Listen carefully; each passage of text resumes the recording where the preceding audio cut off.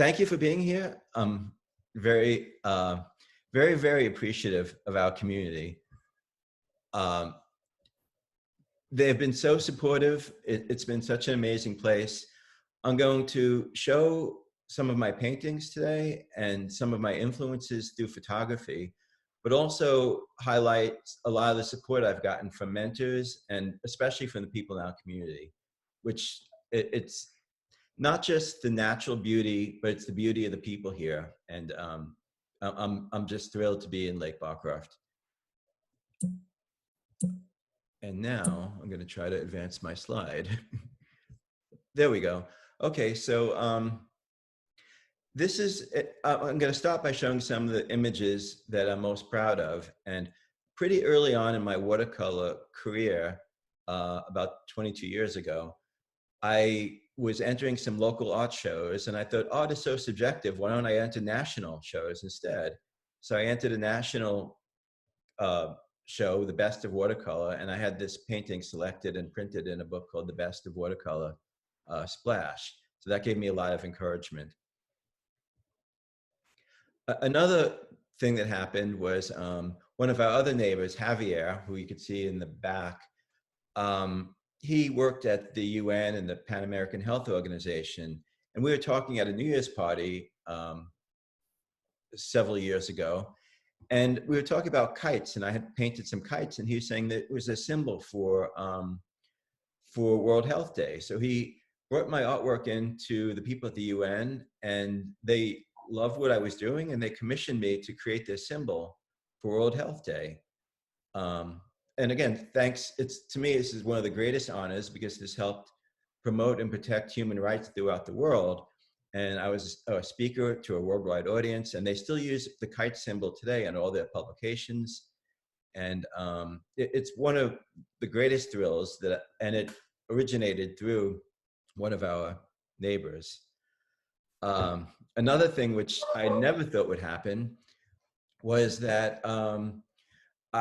there's so many talented artists in our neighborhood, and I always admired the Lake Barcroft directory, and often they had artwork from people. And then I guess 2 years ago, Diane Weeks came up to me and said, David, I'd really like to have one of your paintings on the cover. And I couldn't believe it. And we went through my artwork, and the difficult thing was finding one that was vertical because most of my work is horizontal, but we came up with this, and nothing pleases me more than this being printed and gave it out to everyone in the community for them to have on their desk to use as directory. One of the great experiences in my life, a lot of people in the neighborhood knew Otto Krager. He was an expert in Myers-Briggs and a very good friend of mine. And the two of us worked together for about 8 years, writing the book Creative You, showing how everyone could be creative in their own ways. It's very empowering. It became a bestseller on Amazon for a while. And it just shows that there are many, many different ways to be creative. It's not one way. And I'm going to talk today about my process. But keep in mind, this is my process and it's not your process. And our book is about finding your own way. And that's really, I've done a lot of speaking about it, but I'm really not going to talk about it much more than say, my personality type empowers my creativity. It takes a lot of courage to be creative. And the more you know about yourself, the more you could have that courage to do your own thing. So I'll disclose that I'm an introvert. I like to work alone. The pandemic was not a big deal for me. I love being home by myself and having time to do my own thing. I'm an intuitive. That means I look for big pictures and connections. I have a thinking preference. That means I'm objective. And I do a lot of landscapes instead of people.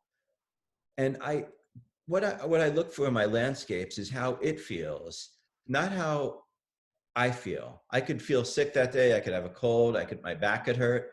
But some people, that shows up in their artwork. For me, my objective is to capture how a scene feels, the feeling of a place, as opposed to my feelings. As a judging type, I plan my work, and I always have a image in mind. I pre-visualize how it's going to look before I start. I've learned to keep that about 80% because sometimes things arise while I'm doing the work, and I sometimes follow those happy accents, as they're called. But generally, my work comes out the way I imagine it before I start. I only have a few text slides, and I'm getting into my pictures. My objective in my artwork is to share the beauty of the world with some enhancements. I love to learn, and to me, every painting I learn something from, and I develop my skills, and I use that on my next painting. I try to produce something that's visually appealing. Not all artists do that, believe it or not, but to me, I study how the eye works, the science of the human perception system, and I try to build that into how I design and make my compositions. One of my objectives, believe it or not, is to make social connections. I'm kind of shy, and I've made more friends by painting and having people buy my paintings than any other way in my life. And I see that as one of my objectives, is to actually meet people through my paintings and to make the world a better place through I've been involved in all kinds of charities and causes, and if I could paint and make things better somehow, I'm doing what I love and I'm helping the world, and that's important to me. Oh, another text slide. Um, I look for big shapes and harmony. I look for connections. I try to create the atmosphere. I love water, light, and reflections. And one question I always ask myself before I begin the time and effort to make a painting is, what am I going to do with this when it's over? You know, is this something I want to share? Is this something I want to hang on my wall? Sometimes I have a great idea that seems really cool, but I'm like, well, I wouldn't even want it. So why would I bother doing it? So that's the last question I always ask myself. This is one that kind of shows a lot of my uh, what I was talking about, big shapes. The sky is a big blue. The white is one big connected shape. I bring this pinkish color through the trees to try to give the painting harmony. And this is how I prefer to put people in little teeny.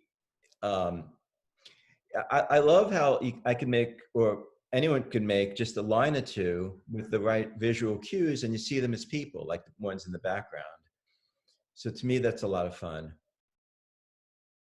This is my latest painting. I finished it this week. I didn't sign it yet. And the feeling of the waves breaking. And this was on a lucky trip I had to Florida recently, the bright sun and the waves breaking. And I was connecting all these shapes of the rocks and the water. So to me, this is looking at a few big shapes. The white is a big shape. The rocks are kind of one big shape, and the orange kind of leads in. This is a commission I just finished, and I just shipped it to someone in Georgia. She was a Lake Barcroft resident about 15 years ago. And someone, when she was moving away, gave her one of my prints, and we stayed in touch through Christmas cards. And she said she always wanted me to paint some commissions for her. This is her daughter galloping on a horse. I'm proud of it in the sense that it's a person and a likeness, and it's not usually what I do. I also took some liberties. She gave me a silhouette, and I brought more color into it to make the picture more interesting. The same person commissioned me to do one of the biggest paintings I ever did, which is her son and her husband in a sailboat for his 50th birthday. And I also did this painting for them of her son fly fishing on a lake they live now. So when I do commissions, it's very hard for me to, if I haven't been there, use someone else's photographs. But if it's something like a lake scene and someone fishing, I could visualize it enough from the photos. I know what it feels like to be throwing a line, and I could do those kind of commissions. This is also very recent, from a trip to Florida and our lake, which is one of my favorite subjects. Especially during the pandemic, I've done a lot of lake paintings. A lot of my work comes from travel, but then we have so much natural beauty right here. But I'm going to get into some watercolor. I'm going to go back in history. Here's another acrylic that's in a private collection here at the lake. And again, I was looking for big shapes. I love this big blue shadow shape that kind of connects into the sky and the hints of the boats and the shadows. And I used a lot of texture in this, which is kind of new for me. I did this from the dam cam. I call it the dam painting from some of the big storms this summer. And this was in my backyard. It was kind of a wintry feel of the kind of fog-ish pre-freezing of the lake. This is also very new. It's a sailboat in Bermuda, and I haven't been in Bermuda in over 20 years. And a lot of times it takes me a long time to think about an image before I paint it. I do a lot of reflecting, and from a lot of my trips, when I think back of Bermuda, I was thinking about this photo I had taken. I have maybe 20,000 photos, but some of them just stick in my mind and popped into my head, and I knew how I wanted to paint it, and I went back to something. So the photo gives me a reference for the basic shapes, and it reminds me of the feeling, but I put myself into it. When I was painting this, even though I hadn't been to Bermuda in a long time, I was there when I was painting it. And to me, that's what helps bring it to life, is the feeling that I'm actually there. This is my studio here at Lake Barcroft, where I do a lot of my work. And these are my parents when they were visiting. My parents were a tremendous influence and still are. My mom always gave me so much encouragement, over the top enthusiasm. One of my fondest memories is coloring with her, where she would do one side of the page and I would do the other side. She was always much better at me, but somehow she always made me feel great about what I did. And then my dad was always supportive. He helped with Little League and Boy Scouts and everything else. And he was an engineer who worked in Manhattan. And he would bring home supplies. Like, he had these giant catalogs of pumps. And when he didn't need them anymore, he'd bring home the paper and I'd color on the back of them as scrap paper. And then when I got into photography, they had all the photo stores in New York. So I was a little older at that time, and he paid half and I paid half for the, could be the developer or the paper or stop bath or whatever I was buying. And he would bring it to me the next day. I think he was the original Amazon. I would ask him one night, and next afternoon when he came home from work, he would have my supplies. One thing I've done from the earliest age is I always made my mom a birthday card and a Mother's Day card.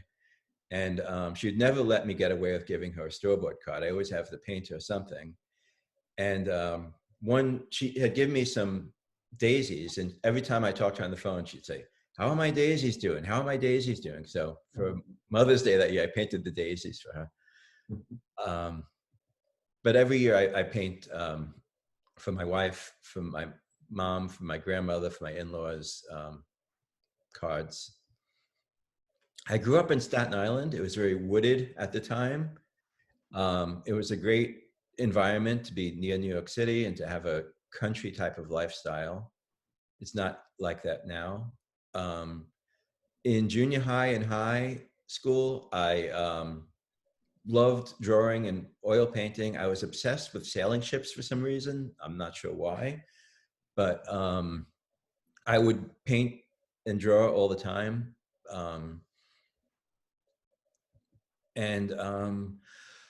One of the most, from early childhood, this was when I was 13, one of the most profound experiences I had is my dad took the summer off and we all drove across country through all the national parks for the whole summer.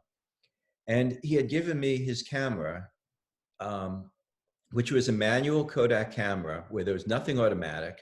I had to learn how the speeds, the f-stops, the ASA had worked. And there were a lot of limits. One of the main limits was that we didn't have that much money. And my dad said, "You're only allowed to take like 3 pictures a day of your brother and sister, but you can't take scenery pictures. You need special permission for a scenery picture.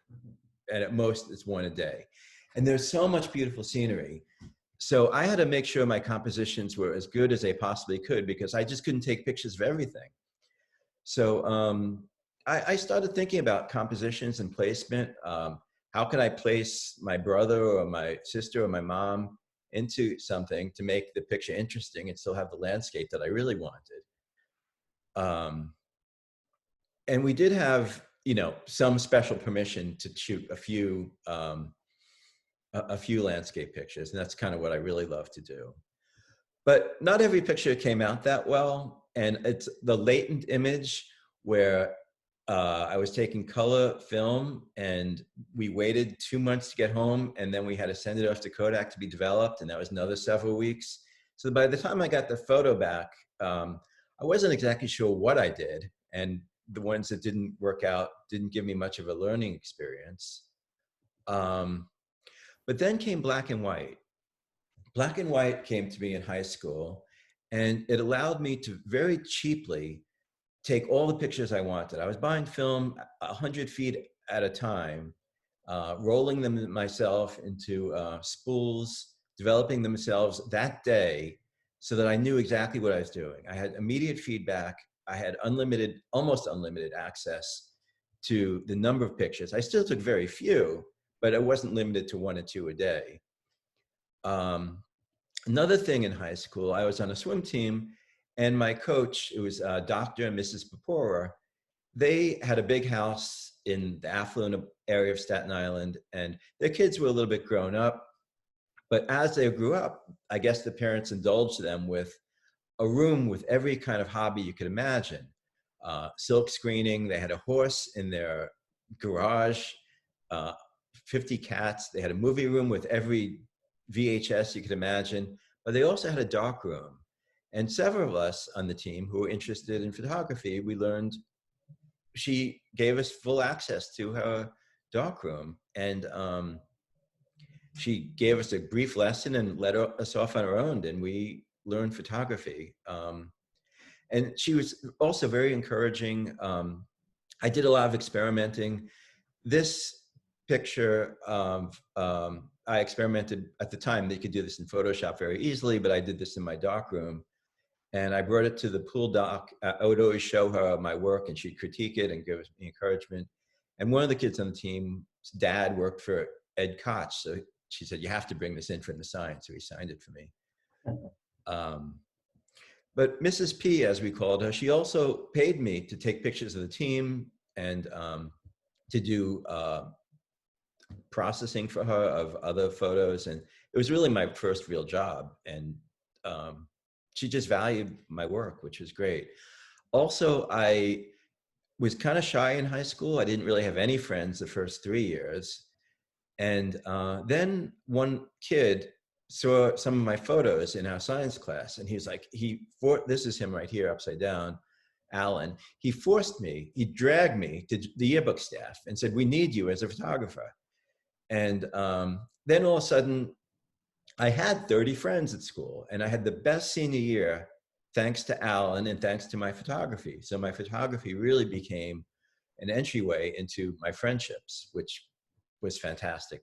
And I saw that as a important thing. My photography was very influenced by Ansel Adams. And again, I think, as I explained, when I looked for big shapes, I was looking for big shapes in my black and white photography. And this is a good example how you can see it's a few big shapes to try to create some kind of dramatic effect. This is also, the shadows become a large shape, and that was what was interesting to me. One of the most fun things I ever did was doing black and white underwater. And no one was doing, there were so many beautiful colors, but I loved the textures. And I had a lot of fun. This looks like some kind of space scene, but I had a lot of fun doing textures underwater. So I did a lot of skipping around, but then I moved to Lake Barcroft. I was lucky enough to live next to, at the time, Jim and Karen Saboka. Karen Saboka is an amazing watercolor artist. She invited us to some of her shows. I couldn't believe how beautiful they were. And she was really what encouraged me to get back into painting. I was running a business, very busy during the day. I wanted to spend time with my wife at night. Instead of watching TV with her, I would be painting, and that way we could be together. And I could be doing what I was like to do. I also met a lot of other neighborhood artists like Sally Olney at the time, and Gail Stafford, who was Tom Stafford's sister. And they were very encouraging. And Gail introduced me to Jean Gill, who taught continuing education at the Fairfax Art, uh, through Fairfax County. And I took classes with her for many years. And she was a really amazing artist. And the best thing I could say about her or any teacher, she didn't teach her style. She helped us develop our own style. She also taught us a lot about color. And because I really have this background in black and white photography, I don't see color as extra. I see it as purposeful. So I really plan out what colors I'm going to use, and I do them for a reason. You don't need color. Here's me with a what they call a value sketch. I visualize in my head, thanks to Ansel Adams and what I learned from him, what the image is going to look like. But sometimes I do actually sketch it out.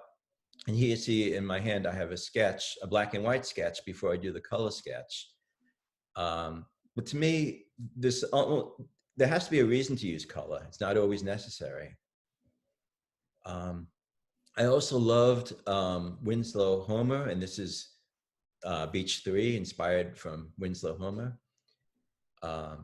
People started to want to buy my paintings in the neighborhood, but I was very attached to them, and I made prints because I just, these paintings were my life, and I didn't want to give them up. It's like selling your personal photo album. And I made this one into cards, Christmas cards, and I made thousands of them, and people through the neighborhood were buying them and sending to their friends. And I did that stuff for several years. I made different paintings into cards and prints. This is one of the things I love about watercolor, and something Jean taught us, is something called wet glazing, where I was able to add a few colors at once, and you get this mixing on the paper instead of on the palette. And it was something that is unpredictable and fun. A lot of my artwork came from travel, and this was Amsterdam. So I'm going to skip to, I moved to Hong Kong. My wife was offered a job there. I was told I wasn't officially allowed to work. That doesn't work for me. I have to do things. Besides running my business remotely, I dedicated myself to painting. I took classes at the Hong Kong Art School from one of the last masters, the last students of one of the last masters of the Lingnan School of Art. So I learned brush painting, which was an amazing experience. The class was taught in Cantonese, and then he would come over and explain it to me in English. The better I got at it, the more critical he got of me. But I did that for quite a while, and I learned just tremendously what can be done with a brush that I had never known before. I worked on that book with Otto, The Creative You, and I did a lot of research in art history. I taught myself Photoshop. I did some solo exhibitions, and I made a transition from prints to original artwork. When I packed up all my stuff and put all my paintings in storage or left them with friends, I realized I was living my life without my paintings, and I was painting new paintings. But something else happened. Two of my friends from the lake had died, and both of those people I've had debates with. Both of them wanted my original paintings. They didn't want my prints. They said they only buy originals for whatever reason. We debated it back and forth, but they died. And I thought, my regret is that I didn't let them purchase one of my paintings, because I could have enjoyed it.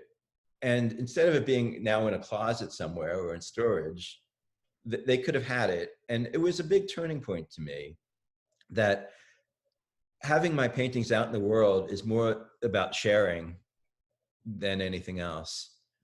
I just want to check the time. Okay.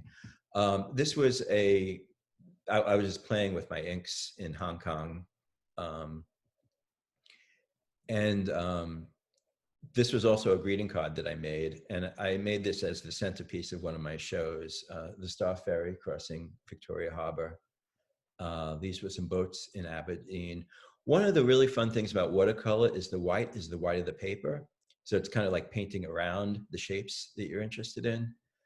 I took sailing lessons at the Royal Hong Kong Yacht Club, and these are the boats we learned in. And you could see the big shapes and the connections. Like these two boats in the front are really, if you look at them, they're not really two boats. It's just an illusion that the two boats kind of stuck together. And these just little lines in the background, they read as boats, but they're just little lines. And that's kind of a lot of fun to me. And to bring the boats out by putting a shadow around them. Without the shadow, it kind of, you don't even realize they're boats. This was Chung Chau, one of my other favorite places there. Um, this painting, kind of, if you squint, you realize it could have been in black and white as well as in color. I'm really just using one color, yellowish to greenish and white.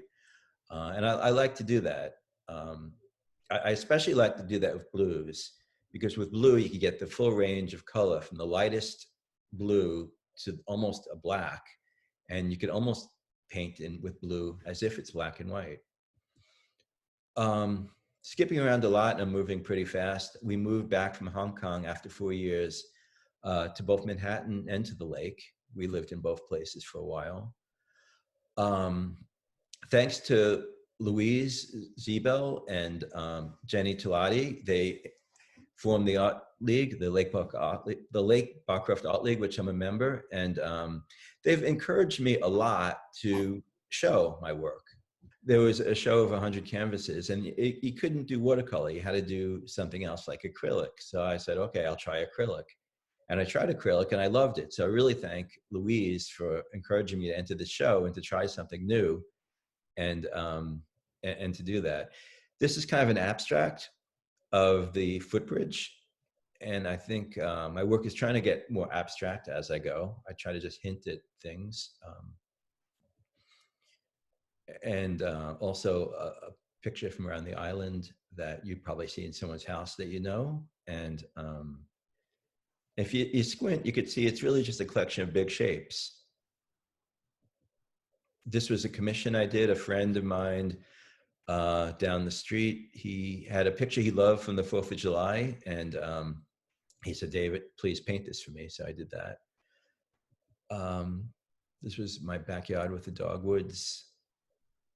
And this was a watercolor that I had done. And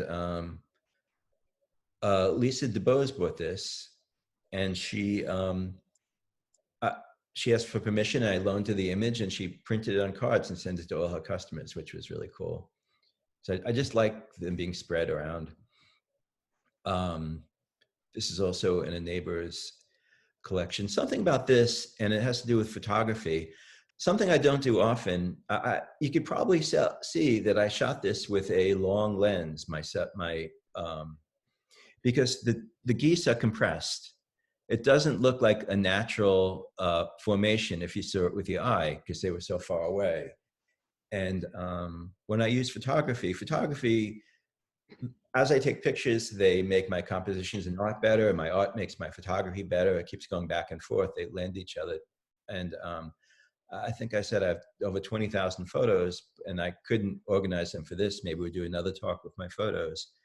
But I often, when I'm taking reference photos, I don't use a telephoto. I use a standard 50mm lens to try to make it look like how a person would see it, so I could use it as a better reference. This was the 4th of July parade that many of you might recognize. Afterwards, when the band plays the Star Spangled Banner and the Pledge of Allegiance at Beach 3. And here's Beach 2.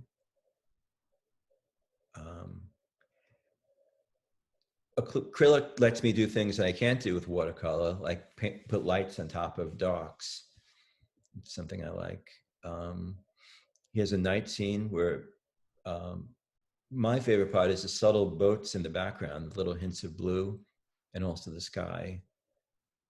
And just showing the lake in the fewest possible strokes. Or it didn't take much to do this painting. It took a lot of thought, but it didn't take a lot of paint. Same thing with this, kind of a moody feeling. This house doesn't exist anymore. It was remodeled. And I like the play of the whites, using the white of the paper in watercolor. And I also like to paint things that I think are going to disappear as kind of a record. Over here on Beach One, Section One, we have a barbecue often on Sunday nights, and I try to capture the feeling of it, not the actual people, but just how it feels with the smoke and the twilight coming across the beach. Here's a couple more fall scenes I had done. This one you saw the value study I did beforehand. I've always loved the water. I've been on swim teams. I've spent the summers in the water. It's just something that I'm passionate about. And I think a lot of people around the lake probably have this affinity for water. I love how light hits it at all different times. It always looks different. Um, I do love water. In fact, uh, sometimes this painting, I did the water by not painting the water. The water is just white. I had an art teacher at the New York Student Art League who said, water's too difficult to paint, just leave it white. That's like the Chinese art way, which, you know, it's no fun, but sometimes it's fun. Um, I prefer the reflections and how they look. Again, this one I am using the white of the paper to show the water.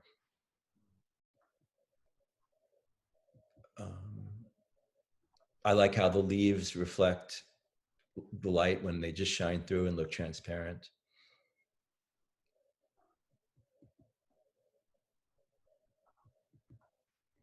So I've done a lot of shows, but I did a show locally for Penny Gross, and I called it All Art is Local, kind of a play on how all politics is local. And this is the farmer's market over here on Columbia Pike. And this is the church right by Annandale Road. And the plant sale at Green Springs.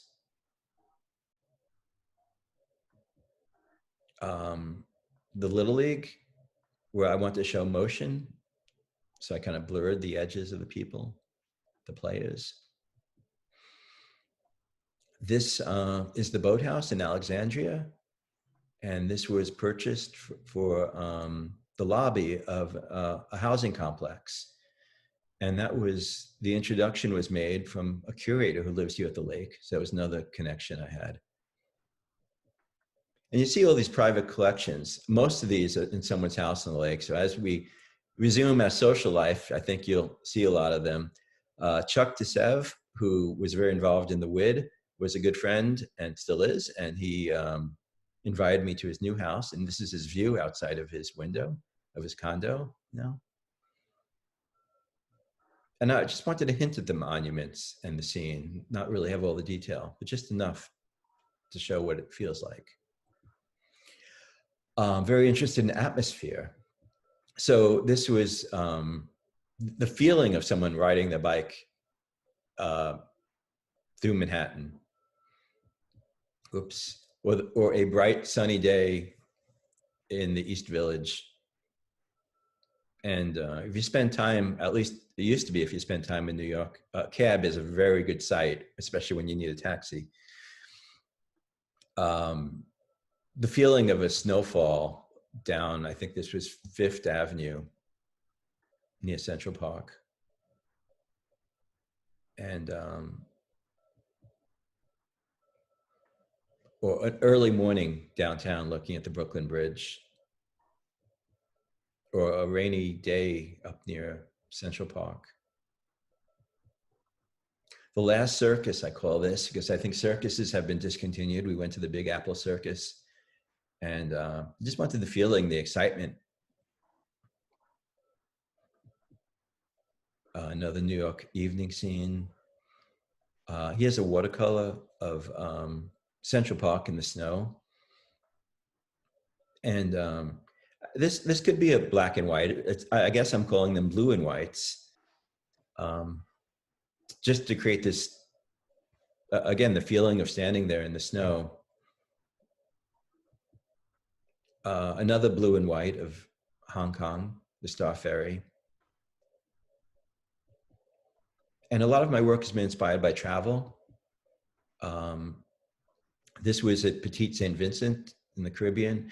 And when I look at this again, I remember how I felt at the time because I was kayaking and the current changed and we were having a hard time getting back to where we needed to be. This was a distant island. And I was just taking I wanted to take one or two more pictures because I thought this was a gorgeous harbor.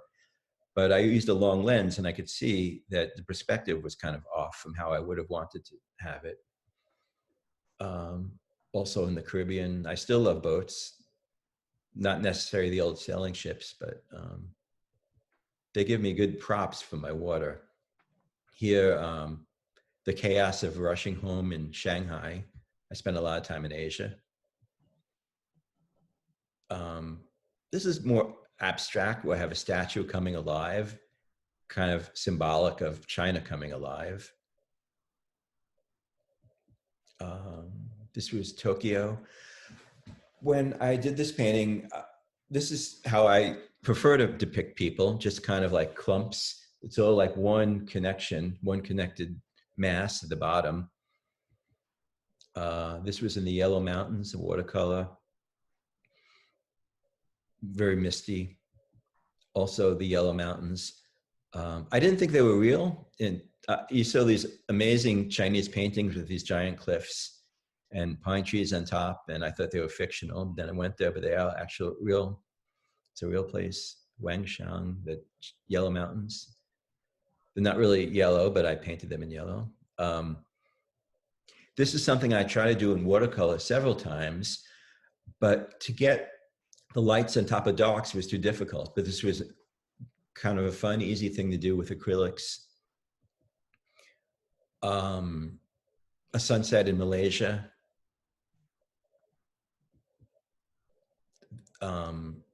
Just a typical French scene, but I was just playing with the colors. Bermuda again, and playing with textures and shapes.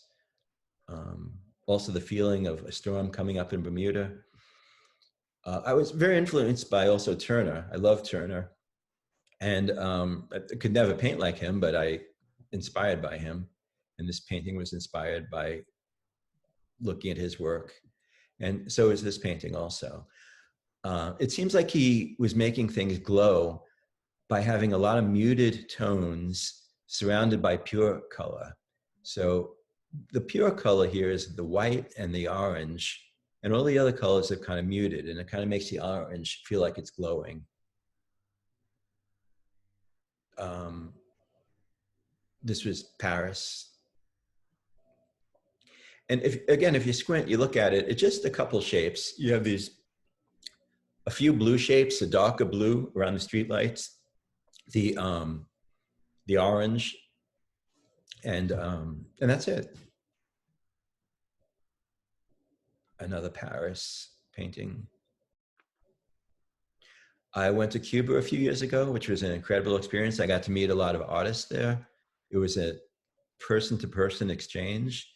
And this was a black market right out in the open. They were just everywhere. And there was no hiding the black markets. It wasn't in the dark shadows. It's just out in the public. And this was on the Mali Khan, which was considered their front yard along the water. The waves would be breaking over the seawall, everybody out playing music, fishing, dancing. Long Beach Island, a nice favorite place I go sometimes in summer. This was a barracuda I met in the Caribbean. I took a picture of him with my underwater camera and he was not happy at all.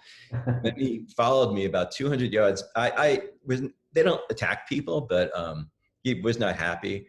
And he followed me all the way back to shore. And it's abstract where I have these shapes around him that could be fish, they could be splashes. And that was fun to do. But when I came home, I remembered the fear. I was like, whoa, about this fish. And I felt like I had to paint him. whenever I have a strong feeling about something, it usually brings something, a strong memory.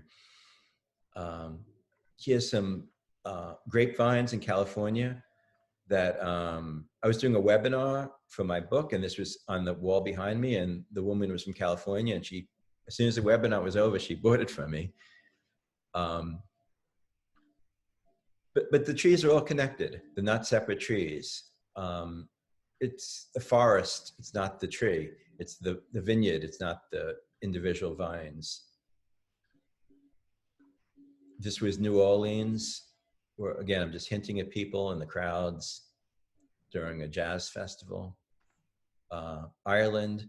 I'm going through them pretty fast, but we're recording them. So if anyone wants to go back later and look at them, I actually hate when people pull something away from me while I'm in the middle of looking at it. So you'll have the opportunity to look again if you'd like to. But just for the interest of time, I'm trying to get through. I only have a few left. This was a commission I did for a friend. He built this house. He designed the house. He was so meticulous. He every morning rakes the rocks in his driveway. So I knew it had to be right from the photo he gave me. So I spent a lot of time on this. And I also knew the dog had to be right because he originally wanted the dog just in the window. And I said, well, that really wouldn't show up. So I brought him out to the front. But that was my biggest concern is, did I get the roof lines right? Because he designed the house. And did I get the dog right? Because it has to look like his dog. It really has to. He was happy with it.